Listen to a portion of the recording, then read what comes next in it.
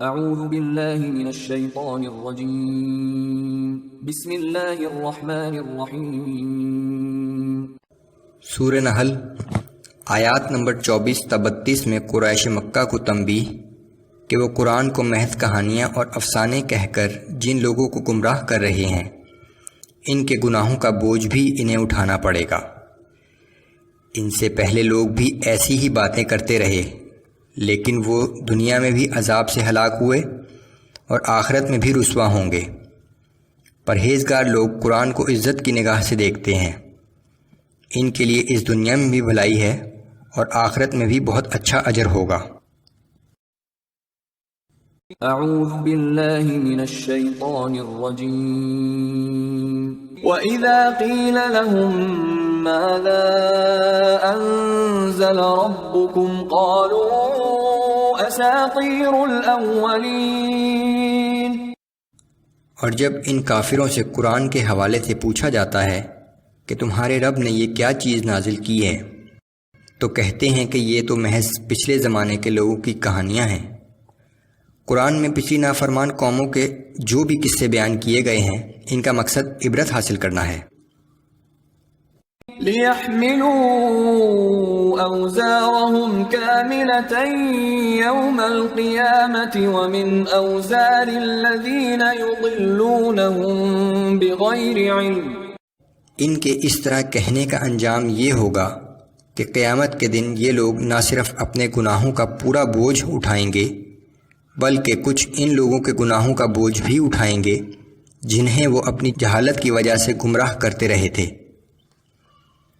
أَلَا سَاءَ مَا يَزِرُونَ۔ یاد رکھو کیا ہی برا بوجھ ہے جو یہ اپنے اوپر لادے چلے جا رہے ہیں۔ قد مكر الذين من قبلهم فأتى الله بنيانهم من القواعد فخر عليهم السقف من فوقهم وأتاهم العذاب من حيث لا يشعرون۔ ان سے پہلے جو لوگ ہو گزرے ہیں انہوں نے بھی دعوت حق کے خلاف بڑی بڑی تدبیریں کیں لیکن اللہ نے ان کے مکر و فریب کی عمارت کو بنیاد سے اکھاڑ کر پھینک دیا اور پھر اوپر سے چھت ان پر آ گری اور ان پر ایسی جگہ سے عذاب آیا جہاں سے انہیں وہم و گمان بھی نہ تھا۔ ثم يوم القيامة يخزيهم ويقول أين شركائي الذين كنتم تشاقون فيهم۔ پھر قیامت کے دن اللہ ان لوگوں کو رسوا کرے گا اور کہے گا کہ آج وہ ہستیاں کہاں ہیں جنہیں تم میرا شریک ٹھہرایا کرتے تھے اور جن کی حمایت میں تم جھگڑا کیا کرتے تھے۔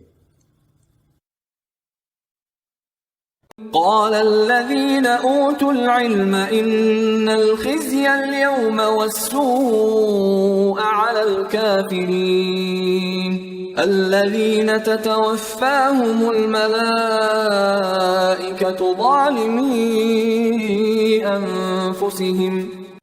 اس وقت وہ لوگ جنہیں حق بات کا علم دیا گیا تھا کہیں گے کہ آج کے دن ہر قسم کی ذلت اور عذاب ان کافروں کے لیے ہے جن کی جان فرشتوں نے اس حال میں قبض کی کہ وہ اپنی جانوں پر ظلم کر رہے تھے کہ موت کے وقت وہ حالت کفر میں تھے۔ فَأَلْقَوْا السَّلَمَ مَا كُنَّا نَعْمَلُ مِن سُوءٍ۔ اس وقت یہ کافر بھی سر تسلیم خم کرتے ہوئے کہیں گے کہ ہم تو اپنی دانست میں دنیا میں کوئی برا کام نہیں کرتے تھے۔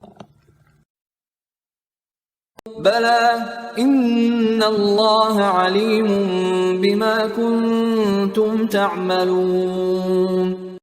انہیں جواب دیا جائے گا کہ ہاں کیوں نہیں، یقیناً اللہ کو وہ سب کچھ معلوم ہے جو تم کرتے رہے ہو۔ فَادْخُلُوا أَبْوَابَ جَهَنَّمَ خَالِدِينَ فِيهَا۔ سو اب تم جہنم کے دروازوں میں داخل ہو جاؤ جہاں تمہیں ہمیشہ رہنا ہے۔ فلبئس مثوى المتكبرين. غرض یہ جہنم تکبر کرنے والوں کے لیے بہت ہی برا ٹھکانہ ہے. وقيل للذين اتقوا ماذا أنزل ربكم قالوا خيرا. اور دوسری طرف ان لوگوں سے جنہوں نے تقوی اختیار کیا جب قرآن کے حوالے سے پوچھا جاتا ہے کہ تمہارے رب نے یہ کیا چیز نازل کی ہے تو وہ کہتے ہیں کہ بہت اچھی چیز اور بڑی خیر نازل فرمائی ہے. للذین احسنوا فی هذه الدنیا حسنہ ولدار الآخرۃ خیر.